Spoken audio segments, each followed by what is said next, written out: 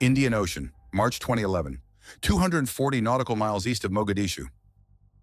NATO Combined Task Force conducting Operation Ocean Shield. Mission: suppress Somali piracy, protect international shipping lanes, neutralize motherships before they can launch attacks.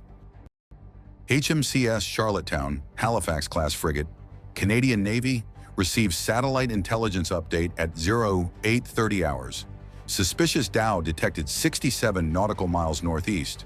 Vessel profile matches known pirate mothership characteristics. Large traditional fishing boat, slow speed, erratic course changes, no fishing activity visible on thermal imaging. This is the pattern. Pirates capture legitimate fishing dhow, kill or imprison the crew, convert vessel into mobile base. From this mothership, they launch high-speed skiffs armed with AK-47s and RPG-7s. Attack range: 200 nautical miles from coast. The dhow provides fuel, food, weapons. Without motherships, pirate operations collapse. Charlottetown's captain orders intercept course.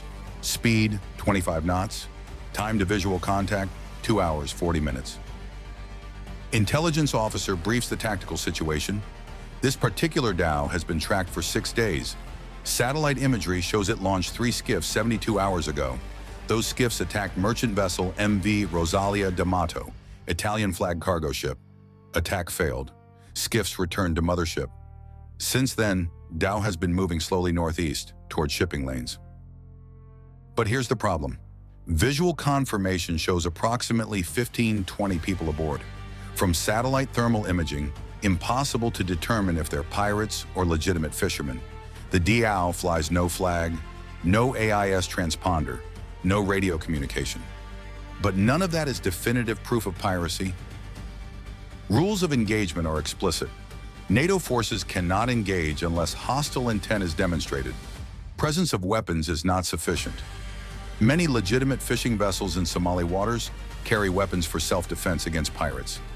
Opening fire without confirmation of hostile action could result in civilian casualties, international incident, potential war crimes charges. But if Charlottetown delays, and this dhow launches skiffs that successfully hijack a merchant vessel, capture crew, demand ransom, NATO will be responsible for failing to act when they had opportunity. Captain faces classic maritime law enforcement dilemma: act too aggressively, risk killing innocents; act too cautiously, enable piracy. At 11:10 hours, Charlottetown achieves visual contact. Range 4.2 nautical miles. Sea state, calm. Visibility, excellent.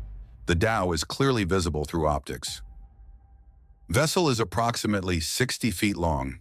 Traditional Arab design, wooden hull, single mast. No modern equipment visible. Approximately 18 people on deck. Several appear to be armed, but weapon types unclear at this distance. Captain orders helicopter deployment. CH-124 Sea King launches from Charlottetown's deck. Mission: low-altitude observation pass, assess dhow status, attempt radio contact. Helicopter approaches dhow at 500 feet altitude. Crew activates loudspeaker, broadcast message in English, Arabic, and Somali. Attention vessel, this is NATO warship. Identify yourself. State your purpose. Respond on channel 16. No response. Helicopter makes second pass. 300 feet altitude. Slow speed. Clearly visible to anyone aboard dhow. Again, radio call. Again, no response. Then one person on deck raises weapon, AK-47, points it toward helicopter. Helicopter pilot reacts immediately. Banks hard right, gains altitude, exits weapons range. Reports to Charlottetown. Hostile action observed. Armed individual aimed weapon at aircraft. Changes everything. Aiming weapon at military aircraft constitutes hostile intent under NATO ROE. Authorization to engage is now valid. But captain hesitates. One person aiming weapon might be defensive reaction. Somali fishermen have been attacked by pirates before. Maybe they think the helicopter is pirate reconnaissance. Maybe they're scared. Shooting them for being frightened is not acceptable. Captain makes decision. Charlottetown will close to boarding range. VBSS team will attempt to take vessel peacefully if possible, but if dhows crew opens fire during approach, Charlottetown is authorized to return fire. Frigate closes to 1,200 yards, close enough to see individuals clearly through binoculars, close enough for Mark 38 25mm gun to engage if necessary. Captain broadcasts final warning via ship's loudspeaker system, powerful enough to be heard across water. Vessel ahead, stop your engines, prepare to be boarded. We are NATO anti-piracy patrol. This is lawful action under international maritime law. Do not resist. For 30 seconds, nothing happens. Then the dhows crew starts moving. Rapid, coordinated movement. Not the confused scatter of frightened fishermen. Tactical positioning. Several individuals take cover behind deck structures. Others move toward what appears to be covered cargo area amidships. Charlottetown's tactical officer watches through targeting optics. Something is wrong. This is military-style defensive positioning. Then muzzle flashes. Multiple weapons firing from dhow toward Charlottetown. AK-47 rounds impact water 400 yards short of frigate. Effective range of AK-47 is roughly 350 meters. They're shooting at maximum range. Desperate. Aggressive. Captain orders return fire. Mark 38 Bushmaster 25mm chain gun engages. Not aimed at personnel, aimed at waterline, forward of crew positions. Warning shots. Demonstration of capability. 6 rounds. High explosive incendiary. The 25mm rounds punch through wooden hull like paper. Water begins flooding into dhow's forward compartment. Firing from dhow stops immediately. Loudspeaker broadcast, cease fire, surrender your weapons. Abandon ship if necessary. We will provide rescue, but you must surrender now. Slowly, individuals aboard dhow stand. Hands raised, weapons drop to deck. The universal signal of surrender. VBSS team launches rigid hull inflatable boat. 8 Canadian sailors, armed with C8 carbines, body armor, flashbang grenades. They approach dhow cautiously. Dhow is listing now, taking on water from the 25mm hits. Sinking slowly, but sinking. Boarding team secures the vessel. 14 individuals aboard, all male, ages ranging from approximately 18 to 45. Several AK-47s recovered. 2 RPG-7 launchers. Ammunition. Climbing ladders used for boarding merchant vessels. GPS units with coordinates of shipping lanes marked. And below deck, 3 skiffs with high-powered outboard motors, fuel drums, more weapons, spare ammunition. This is definitely pirate mothership. But also below deck, bodies. 4 men, dead for at least 3 days based on decomposition, hands bound, gunshot wounds to head, execution style. These were the original crew. Fishermen, captured when pirates hijacked their dhow, murdered when they were no longer useful. The 14 prisoners are not fishermen, they are pirates. The dhow was their mobile base, the executed fishermen were their victims. If Charlottetown had not engaged, if Captain had accepted the dhow's silence as neutral behavior, if NATO had given benefit of doubt, this mothership would have launched skiffs within 24 hours.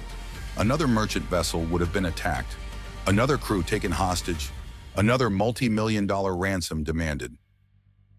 Prisoners are transferred to Charlottetown, detained in holding cells. The dhow is too damaged to tow. Canadian sailors recover all weapons, evidence, and intelligence materials. Then they scuttle the vessel, controlled sinking.